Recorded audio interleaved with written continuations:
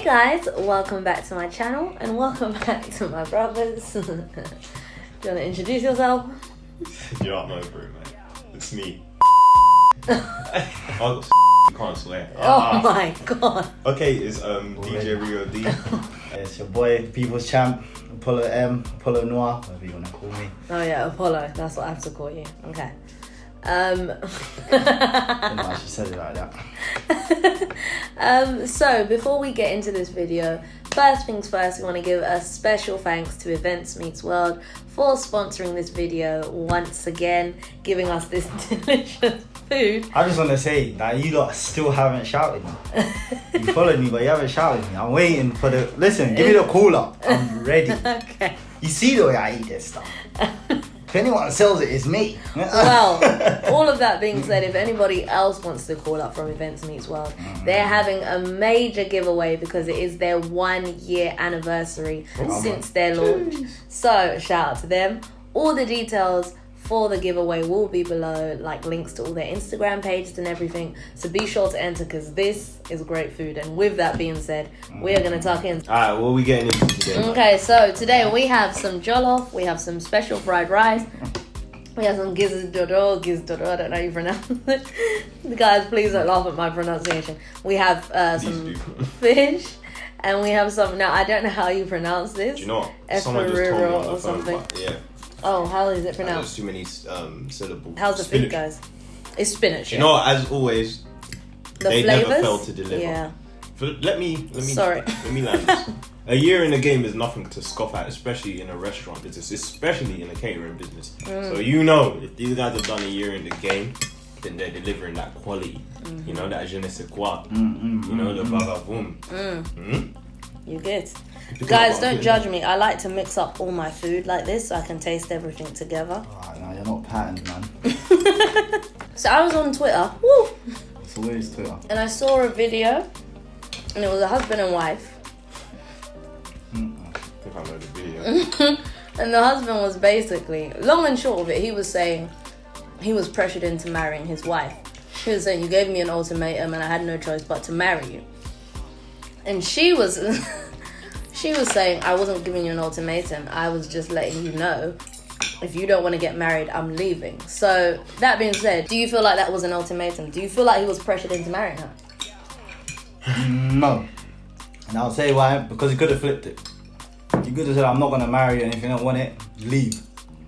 It's as simple as that. At the end of the day, they both had what they wanted, and she got what she wanted. He didn't. And now he's upset because he's living a life that he never wanted. It's not an ultimatum. That's not what it is. She just said, this is what I want. If you're not happy with it, you can go. Oh no, she said she's going to go, right? Yeah. Did he want to be with her for, like, you know, to death do them part, but just didn't want to get married, or did he? I guess so. I don't know. I mean, well, he's still there now. And he doesn't look too happy, but he's I just there. don't know why he's complaining about being married to her and he's still there. Like, nothing is going to change until you divorce her. I think it was, at least they were being honest. Maybe a bit too honest. Yeah. Wasn't it supposed to be for black love? It wasn't. So they're from Black Love, but they have a podcast. Oh, okay. And here's the thing. They have a podcast. This podcast could be really great for their marriage or the downfall of their marriage. Because it could be like therapy, and sometimes therapy ends and you realise you're not meant to be together. Yeah. Or No, but the thing is, yeah, you can do that in private, bro. How are you gonna publicly say you coerced me into this marriage? That's crazy. What happens when you go home that night? She knows now. She knows how you feel about it. That's crazy. Was he saying that if he had it his way, he wouldn't be married right now? Basically. So what would you be doing? That's essentially what I said. And the thing is, he was, imagine you're on a podcast, like think of Free Shots or 90s Babies, the way when they're going back to back and they're arguing their point home. That's how he was talking to her. But he's talking about, yeah. Like, bro. It's like, no, think about it like that. I was like, oh my God, this is very awkward. She's probably been going around the house saying, well, you put a ring on it, you know what I'm saying, right? And all this time you've been thinking, oh, for fuck, if only you knew how close I was that night. And that day, so today I'm going to let you know. But here's another one. So I watched a show called Real Housewives of Potomac. Come on. What? And there's a couple, they've been married for some time now. A good, maybe like 23 years or something. And they were in therapy, I think, or counselling. And she asked him, the man was asked, do you love her? And he was like, oh, are you still in love with her? And he was like, I think so. I hate that, man. He was being real. That's real. Yeah. In the moment. They're probably going through some stuff. Yeah. And in that moment, he said, I think so. That means... If you felt that still way there and your in wife love, asked right you, now, do you love me? Would you right now tell you're her, like- I think so? If I think so. if we're in therapy, this is an open, safe space. Yes. Is it really safe? Because as soon as you leave. Well, whilst we're in that moment, because when else am I going to get... This is my window of opportunity. It's now or never. So I need to give her let her know, listen, this is how I feel, you know? So he was probably looking at it like, I can't have this conversation at home because she might try to smack me or something. She ain't trying to hear it. Whereas now we have an intermediary or whatever, we can have this conversation, a clear conversation about it. So when he said, I think so, he was saying, alright, cool, in the grand scheme of life, I know that I do love you right now. Evidence is... But I haven't loved, I haven't actively loved you in a while because you've been a bit of a, whatever it may be, whether she's Basically, his main thing is, because she's now become like a businesswoman, a public figure, he feels like she's not giving him the time he used to. Like, they had kids, they've moved out, so she used to cook when there were kids. Now there's no kids, she ain't really cooking like that anymore. So he feels like he's not getting the attention.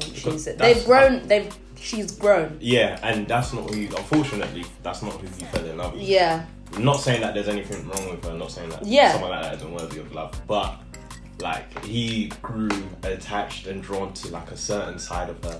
And now she's up, man, she's doing her thing, you get me? Love to see that girl. But she's not making the efforts to still provide for him that part that he fell in love with, even though she's still doing her thing. Do you think you have to keep doing what it is the person fell in love with? Yes, man. So if when you first started out you were cooking and then as time moves on you're like, do you know what, I'd rather spend the time I was spending cooking working on a business. You can do both. Bro, come on, man. So how are you gonna eat? You just Maybe not they gonna get eat. a chef. Oh, okay, there's still food on it. You know, Yeah. Wife who falls in love with But you. yeah, that's the risk you have to take. But if you're rich enough to afford a chef, then go ahead. But I feel like, But he didn't want that. He wanted her to cook. That's the thing. well, he didn't want the chef. Now, do you know what it He is? misses that. Do you know what it is? You know what it is? She's doing her thing. He might feel like he's in a bit of a standstill in his life because if he had things going on, Yeah, he had to some keep tax him- issues actually. Oh, boy, yeah, And if she he had had to- things going on to keep him occupied, apart from taxes, then he probably wouldn't even notice if he was on his come up. The issue is, She's got nothing going on for him. yeah, and she's flying with She it. had to bail him out. Oh man. Well, the question is like, is there, because then it asks like, what part of your partner should you truly dedicate yourself to falling in love with? Like, should it be the things, and is there any part of them that you can fall in love with that you think over all the time won't change?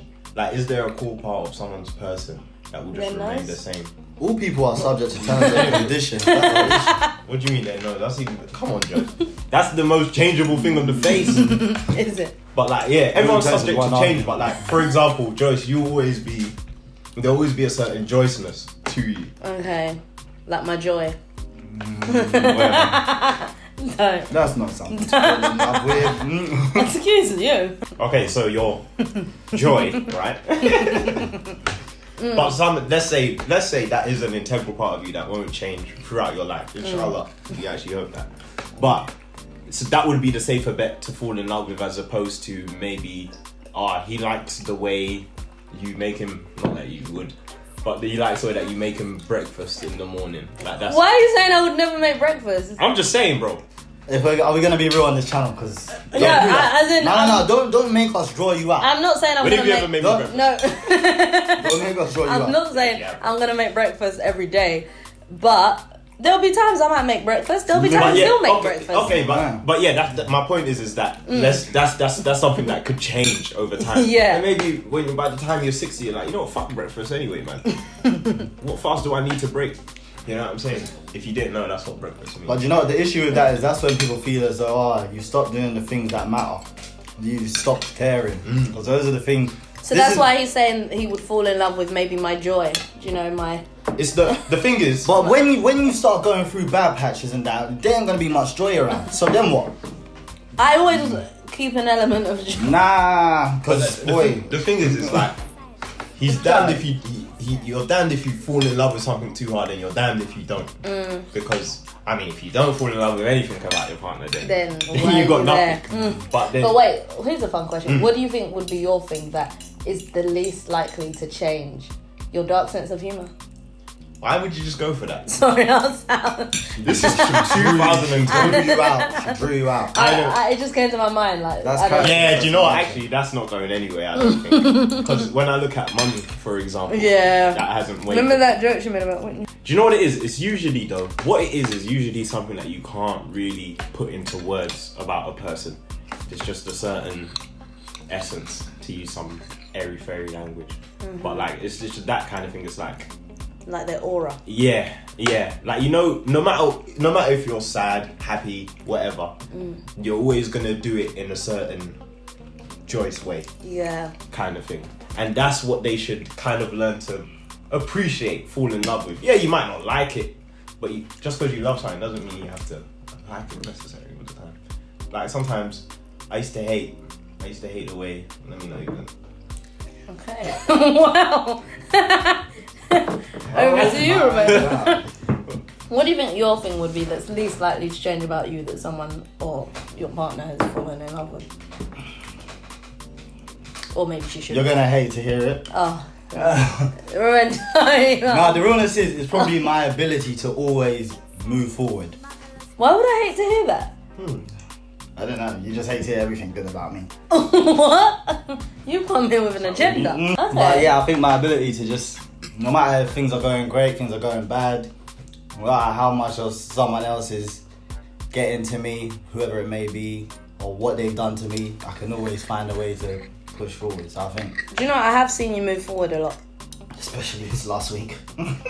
Why? What happened last week? Tough week. What happened? The cash losses. I lost my phone. Oh, yeah. There's other things. Starting to talk about it. Alright. But yeah, we move. Yeah, exactly. That's it. My we move mentality. Why do you never eat quick enough, man? Okay, well, attack. Now you're gonna have me watching your food. Let me help you though. Okay. Do you think there is room or any room anywhere for pride in a relationship? Oh, okay, I thought you were gonna ask for something else. What? For cheating. No. What? Because we know what you're like. Really? Don't even try it. No, guys. I will not have my character assassinated. I do not. We know what she's like. No. Anyway. Funny you don't need, Stop it. We can't stop her. Anyway. Crazy. Is there any room for pride? You know what? Not much. Not much. And if there's any room, you've got to place it neatly. You've got to place it neatly, and you have to explain why you put it there as well. Because, like, sorry guys, I'm reminiscing, man. Yeah. Go Let me tap in there. Personally, I think it's so hard if you squeeze it in there, you can get in there. Pride. Yeah. But there's no room for it. Because it will always just be a hindrance to the relationship. Pride can never bring anything good to a relationship. Even if you think in the sense of, let me be prideful and let me now sit back and let him do some work so that, you know, he can give the energy that I require for this thing to work. That's not the way to go about it either. That's not the way, using your pride to be like, no, I'm going to sit back now. Now you have to think. Sometimes, especially in a relationship, I feel as though the only way to change someone's behavior is to show them the behavior. Like, you can't expect to get something out of someone if you're not putting it out. Even if you've been putting it out and they haven't, you have to put it out. Sorry, mate.